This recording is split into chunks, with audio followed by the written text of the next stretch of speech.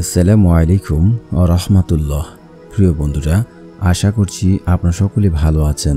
আমাদের কাছে একদিনই ভাই জানতে চেয়েছেন যে নিয়মে সহবাস করলে জান্নাতে সুখ পাওয়া যায়।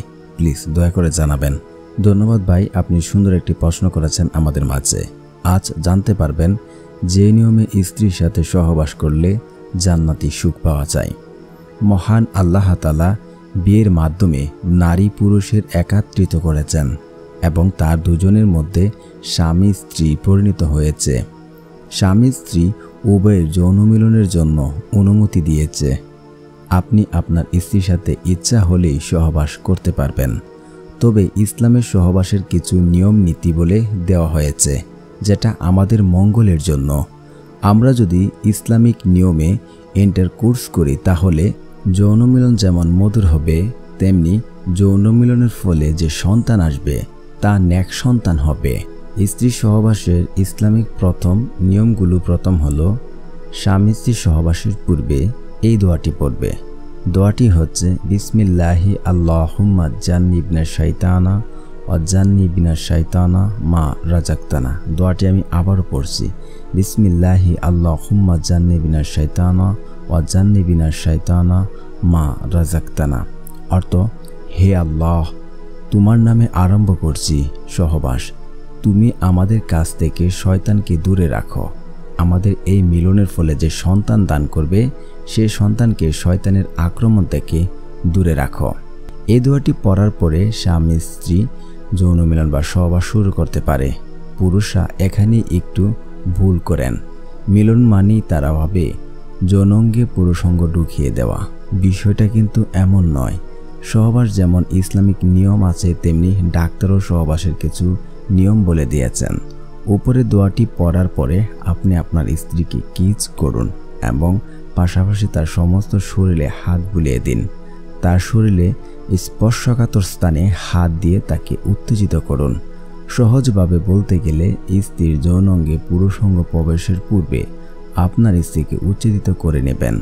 সাধারণত নারীদের উত্তেজিত করার সবচেয়ে সহজ রাস্তা হচ্ছে তাদের টুটে কিস করা, তার স্তনে কিস করা ও তার হাত বুলিয়ে দেওয়া, তার সারা শরীরে কিস করে দেওয়া ইত্যাদি।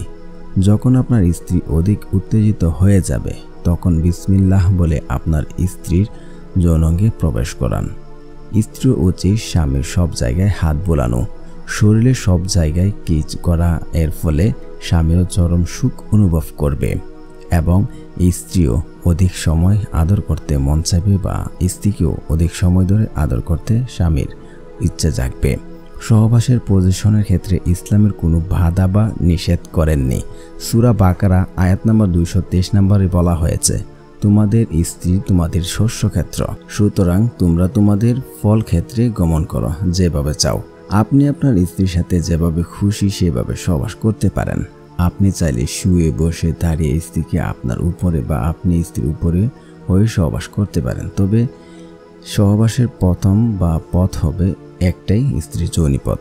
স্ত্রীর মলদ্বারে সহবাস করা, যৌনাঙ্গে প্রবেশ করা যাবে না। আপনার যখন ইচ্ছে আপনার স্ত্রীর সাথে সহবাস করতে পারেন, তবে আপনার বীর্য বাইর হয়ে গেলে কিছুটা সময় আপনার স্ত্রীর উপরে শুয়ে থাকতে পারেন। এতে আপনার স্ত্রী ভালো লাগবে। ইসলামে শুধু আপনার তৃপ্তিকে গুরুত্ব দেননি, আপনার স্ত্রীকে তৃপ্তি গুরুত্ব দিয়েছে। তাই শুধুমাত্র আপনার সুখের কথা চিন্তা করলে হবে না, আপনার স্ত্রীকে হ্যাপি করে কিনা সেটাও খেয়াল রাখতে হবে। বেশিরভাগ পুরুষরাই নারীদের যৌন তৃপ্তির প্রতি নজর দেন না। এর ফলে তাদের বৈবাহিক জীবনের পাশাপাশি যৌন জীবনও সুখ নেই। স্বামী আনন্দ পাচ্ছে কিন্তু স্ত্রী সুখ বোধ করছে না, অতএব স্ত্রী সন্তুষ্ট কিন্তু স্বামী সুখী নন, এরূপ আসন নির্বাচন করা যাবে না। তাদের দাম্পত্য জীবনের আনন্দের ঘাটতিতে দেখা দেবে।